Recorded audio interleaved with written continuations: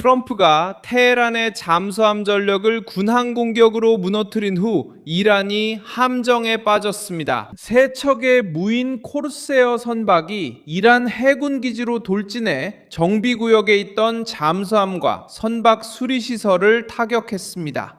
미국 중부사령부는 7월 13일 월요일 이번이 미군 해상 드론이 전투작전에 처음으로 사용된 것임을 확인했습니다.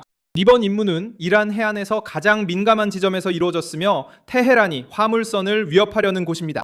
미국은 소형 무인 장비를 그 정권의 해군 역량을 지탱하는 구조물에 투입했습니다. 피격된 잠수함과 손상된 정비센터가 공개되었습니다. 이란은 반다르 아바스에서 무엇을 잃었을까요? 왜 트럼프는 해상 드론을 선택했을까요? 지금 바로 모두 알려드리겠습니다. 이런 직설적이고 군더더기 없는 컨텐츠를 좋아하신다면 구독을 고려해보세요. 여기서는 매일 이런 영상이 올라옵니다. 작전은 세 대의 무인 수상 차량으로 수행되었습니다. 중앙사령부에서 공개한 영상에는 선박들이 부두에 접근하는 모습과 이어서 잠수함이 있던 지역에서 폭발이 일어나는 장면이 나옵니다. 워싱턴은 이 장비들을 일회용 공격 드론으로 분류했습니다. 이 장비들은 표적에 도달하도록 보내졌으며 귀환을 요구하지 않고 선박 안에 승무원을 태우지 않습니다. 반다르 아바스는 호르무즈 해협 앞에 위치한 이란 해군의 중요한 구조물이 집중되어 있기 때문에 선택되었습니다. 이 기지는 잠수함, 군함, 정비 및 해상 통로 감시 작전을 지원하는 거점 역할을 합니다. 작업장을 타격하는 것은 단순히 금속과 콘크리트만 손상시키는 것이 아닙니다. 이러한 시설은 선박을 가용 상태로 유지하고 손상된 시스템을 복구하며 해군 장비를 다시 운용할 수 있도록 합니다. 수리가 이루어지지 않으면 아직 남아있는 함정들도 전쟁의 중요한 시기에 멈춰서 있을 수 있습니다.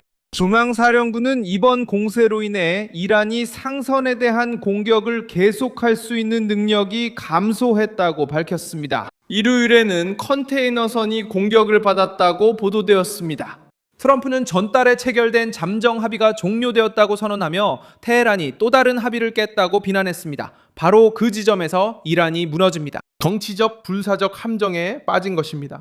테헤란은 미국이 물러서거나 아니면 대형 선박과 해군 장병들을 해안 레이더, 미사일, 드론, 기뢰, 소형 선박들로 둘러싸인 좁은 해협에 집어넣도록 강요하려고 합니다. 트럼프는 세 번째 선택지를 열었습니다. 해상 드론은 위험 지역에 진입해 특정 임무를 수행할 수 있으며 매번 접근할 때마다 수십 명의 군인을 위험에 노출시키지 않아도 됩니다. 이 정권은 구축함, 항공모함, 그리고 유인 병력과 맞서기 위해 해안을 준비했습니다. 이제는 무리를 지어 나타나 기지의 핵심을 타격할 수 있는 작은 기계들도 감시해야 합니다. 이 장비들의 사용은 반다르 아바스에서의 폭발로 시작된 것이 아닙니다. 2026년 6월 9일 해군의 수상 드론이 오만 해안 근처에서 추락한 아파치 헬리콥터의 승무원 2명을 발견하고 구조하는 데 도움을 주었습니다. 군인들을 물에서 구출했던 같은 기술 계열은 몇 주 후에 공격 임무에 맞게 개조되었습니다. 이러한 도약은 워싱턴이 무인 시스템의 운용을 가속화하는 이유를 보여줍니다. 기계는 작전에서 가장 위험한 구간을 맡아 미국인의 생명을 보호하고 적의 구조물에 압박을 가할 수 있습니다.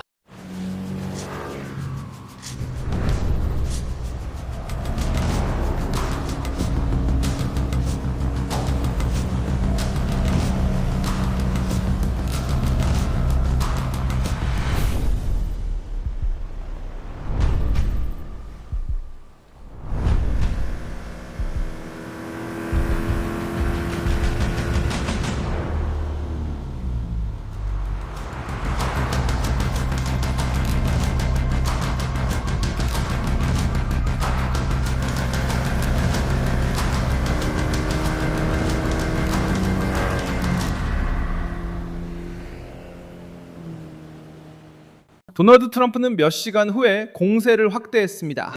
대통령은 이란 항구와 관련된 선박들에 대한 봉쇄를 재개한다고 발표했고 미국이 호르무즈 해협의 수호자가 될 것이라고 선언했습니다. 또한 해협을 통과하도록 허가된 화물에 대해 20회 요금을 부과하는 것도 옹호했습니다. 봉쇄는 7월 14일 화요일에 시작될 예정이었으며 인도주의적 지원 물자에 한해서는 검사를 거친 후 허가가 주어졌습니다. 다른 국가의 운송 항구로 향하는 선박들은 이란에 대한 발표된 제한을 위반하지 않는 한 계속해서 그 항로를 이용할 수 있습니다.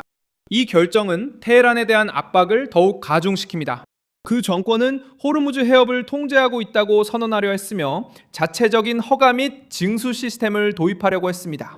트럼프는 누가 통과하고 누가 돈을 내고 누가 멈춰야 하는지 결정할 수 있는 이란의 권한을 빼앗으려고 대응했습니다. 테헤란이 해협을 무기로 사용한다면 워싱턴은 이란 항구에 대한 접근을 통제하고 미국의 보호를 받는 다른 선박들의 통행을 보장할 계획입니다. 이란 외무장관 아바스 아락시는 테헤란이 계속해서 해협의 수호자가 될 것이라고 반응했습니다. 협상가 모하메드 바케르 칼리바프는 일방적인 합의의 시대는 끝났다고 말하며 워싱턴이 약속을 어겼다고 비난했습니다. 이란 최고사령부도 미국이 호르무즈의 미래를 결정할 권한이 없다고 선언했습니다. 이러한 반응은 정권이 전략적 기지가 처음으로 전투에 사용된 기술에 의해 공격당한 후에도 공개적으로 물러설 의사가 없음을 보여줍니다. 전쟁 외적인 반응도 즉각적이었습니다. 국제해사기구는 국제해협을 통과하는 것만으로 의무적인 요금을 부과할 법적 근거가 없다고 밝혔습니다. 유럽연합 외교수장 카야 칼라스는 항행의 자유를 옹호했습니다. 이러한 비판들은 트럼프의 제안에 외교적 문제를 야기하지만 군사적 사실 자체를 없애지는 않습니다. 미국은 이미 유인 선박을 부두까지 보내지 않고도 반다르 반다라바 내에서 공격할 수 있음을 보여주었습니다. 이 분쟁은 세계 무역에 직접적인 영향을 미칩니다. 2월 28일에 시작된 전쟁 이전에는 해상으로 운송되는 석유와 가스의 약 5분의 1, 이 매일 호르무즈 해협을 통과했습니다. 추적 데이터에 따르면 7월 10일부터 12일까지 선박 이동이 전주에 비해 약 52% 감소한 것으로 나타났습니다.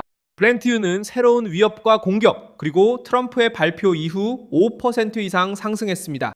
정박 중인 각 화물선은 보험, 운송, 에너지 비용을 중동 지역을 훨씬 넘어 전 세계적으로 증가시킵니다. 테헤란은 이 지역 여러 곳에서 미국 또는 미국과 관련된 시설을 공격함으로써 대응했습니다. 전쟁은 협상이 긴장을 완화해야 할 바로 그 시점에 오히려 더 확산되었습니다. 기술은 특정 임무에서 해군 병사들의 노출을 줄여주지만 전쟁을 희생자 없는 게임으로 바꾸지는 않습니다. 미국의 집계에 따르면 분쟁이 시작된 이후 미군 사망자는 14명, 부상자는 400명이 넘었습니다. 반면 수천 명이 사망했으며 주로 이란과 레바논에서 발생했습니다. 드론은 작전 중 승무원을 보호할 수 있지만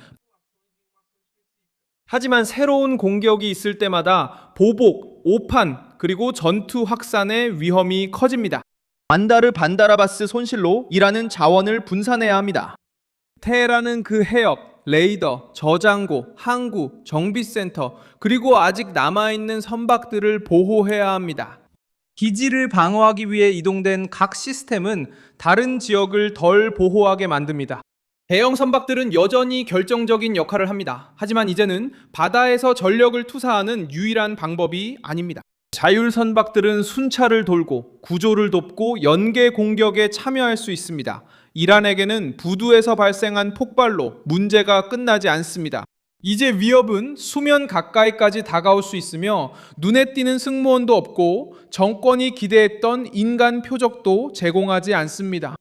이 영상을 끝까지 시청해주셔서 정말 감사합니다. 저희 프로젝트를 후원해주시고 화면에 표시되는 픽스키를 통해 재정적으로 기여해주세요. 저희는 진실로 여러분께 정보를 전달하는 데 집중하는 독립 채널입니다. 여러분의 후원이 저희가 계속해서 활동할 수 있도록 도와줍니다. 다음에